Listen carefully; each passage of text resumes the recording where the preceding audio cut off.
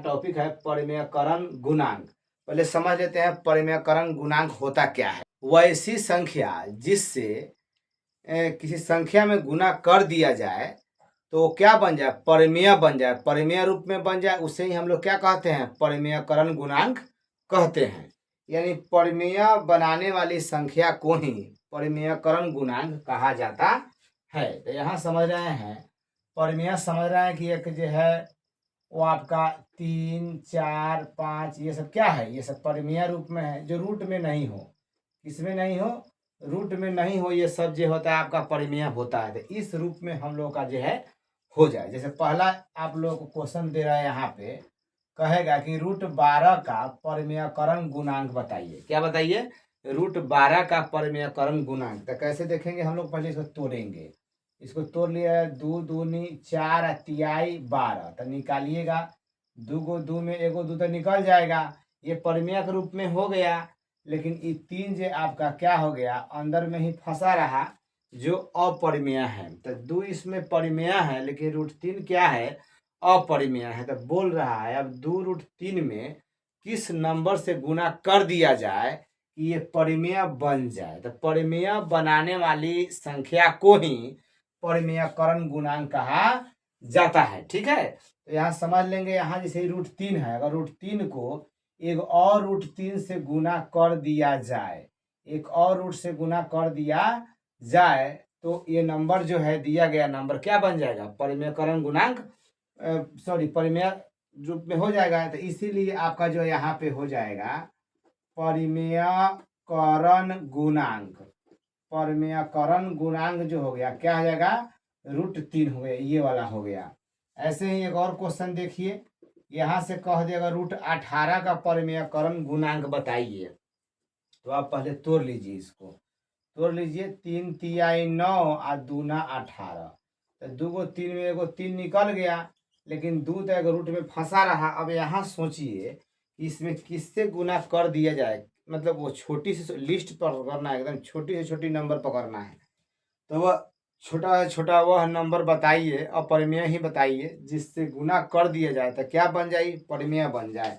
यानी इसमें आपको गुना करना पड़ेगा √2 से। किससे गुना करना पड़ेगा, √2 एगो तो है, तो ये है, एगो और √2 अगर मिल जाए तो जोड़ा मिल जाए, और जोड़ा मिल जाएगा तो रूट से फ्री हो जाएगा।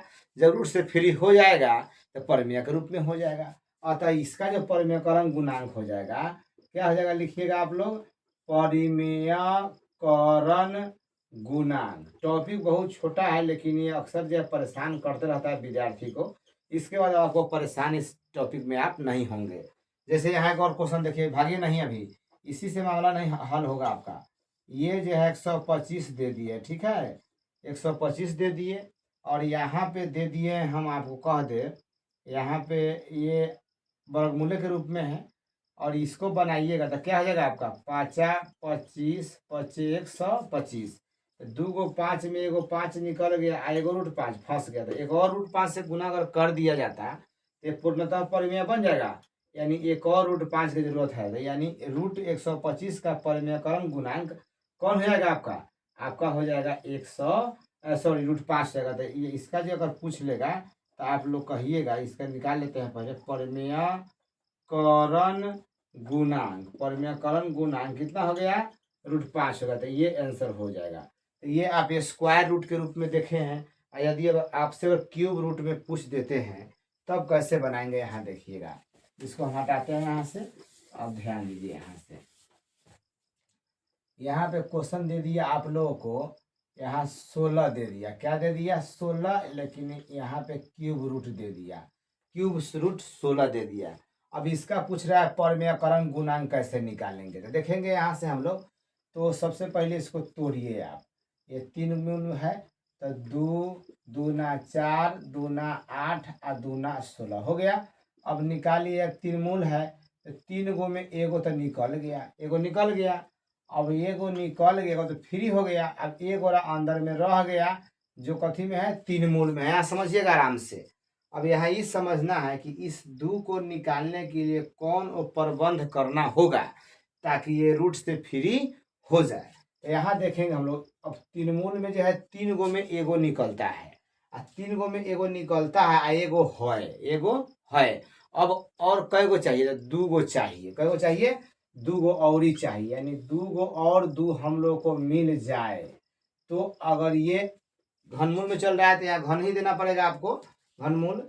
2 गो 2 यहाँ मिल जाएगा, एगो 2 है। अगर ये सब मिल जाए एक साथ हो जाए तो एगो 2 फ्री हो जाएगा।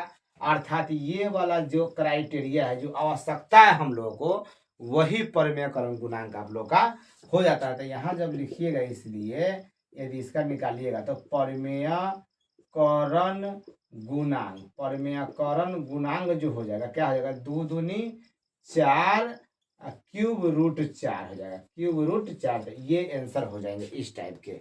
अब एक और क्वेश्चन देख लीजिए, इसी मतलब झमेला वाला क्वेश्चन समझ से थोड़ा आप लोग को थोड़ा समझा दिए। स्क्वायर रूट में तो आप लोग बना लीजिएगा आप।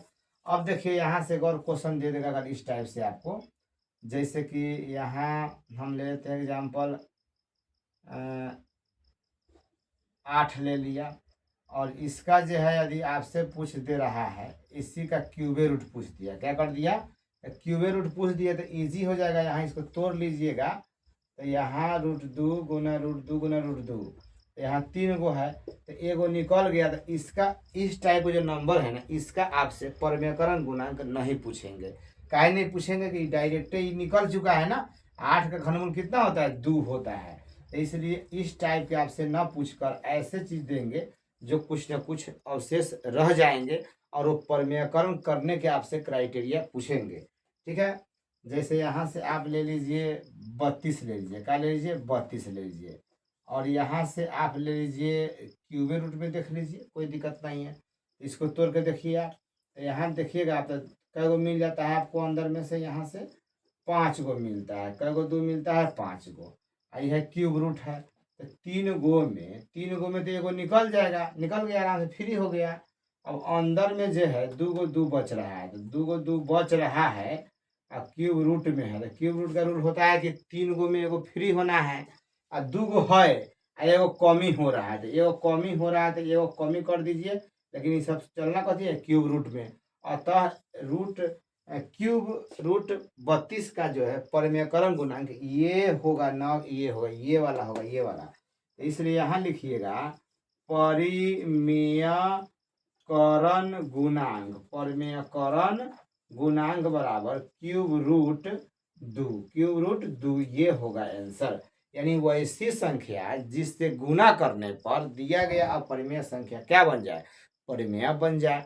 तो ये क्राइटेरिया वाला जो आवश्यकता होता है वही आपका परिमेयकरण गुणांक होता है। ऐसे इसको आपको बनाना पड़ेगा। जैसे इसी में यहाँ पे आप देख लीजिए और क्वेश्चन देखते हैं हम लोग। तो ये परिमेयकरण गुणांक उम्मीद करते हैं कि आप लोगों का जो है क्लियर हो रहा होगा। ऐसे ही आप क्या करेंगे? बनाएंगे।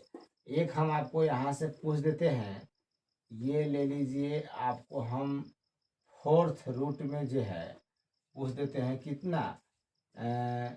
125 दे दिए। ठीक है, अब इसको समझिए, नया क्वेश्चन है, ये पूछ दिया तो यहाँ से हम लोग तोड़ेंगे। अब 4th रूट है यानी 4 गो में एगो निकालना है, तो पहले तोड़िए। पहले ये देखिए तोड़ दिए, मिला 3 गो, मिला 3 गो। तो यहाँ तक कमी पूरा करना है। ऐसी स्थिति में आपको कमी सोचना है, क्या कमी रह जा रहा है अलग से, यानी एक और कमी इसके पास है। एगो 5 कहीं से आ जाता, एक और 5 आ जाता इसके पास, तो 3 गो है, 4 गो में एगो निकालना है, 3 गो है, एगो और मिल जाए तो 4 गो में एगो निकल जाए। तो ये वाला जो पार्ट होगा इसका परिमेयकरण गुणांक हो जाएगा। तो यहाँ लिखिएगा, इसलिए